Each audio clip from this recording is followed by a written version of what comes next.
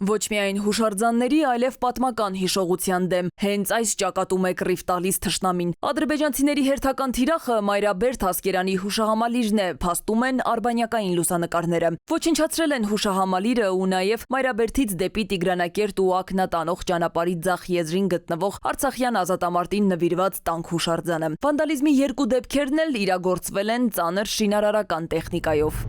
Մայրաբերդի հուշահամալիրի տարածքում էին գտնվում հայրենական մեծ պատերազմին ու Արցախյան ազատամարտին նվիրված հուշարձաններ, ինչպես նաև հայոց ցեղասպանության ու Սումգայիթի հայերի ցեղասպանության զոհերի հիշատակի խաչքարը։ Շուշիի ազատագրման, հայրենական մեծ պատերազմի 80-ամյակի նախաշեմին հերթական ոչնչացված հուշահամալիրն է։ Մինչ այդ մենք տեղեկություն ենք ստացել, որ հողին է հավասարեցվել Մարտակերտի շրջանի Վանք գյուղի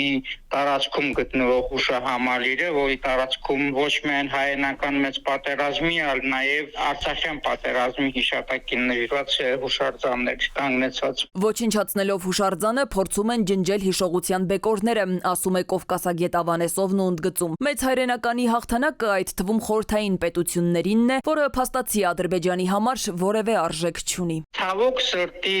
արողակարգային հայտարարություններից բացի մինչ օրս որևէ լուրջ հակադարձող քայլ, հայտարարություն, դատապարտում չի եղել Ռուսաստանի Դաշնության արտգործնախարարության պաշտոնական ներկայացության կողմից։ Մի քանի անգամ հարցին անդրադարձել են ճեպազորույցների ընթացքում, ընդհանրապես նշելով, որ մենք ադրբեջանական կողմին պահանջել ենք, որպեսզի հարգեն հայրենական պատերազմի հիշատակը, ոչ ավելի։ Թշնամու այս համակարգված քաղաքականության նպատակը մեկն է ջնջել հայերին ու նրանց հետքը։ Մինչև երբ են քաղաքական շահերը գերադասելու ու աչք փակելու մշակութային այս էթնոցիդի վրա։ Սվետլանա Ավդիշյան, ժամը լրատվական։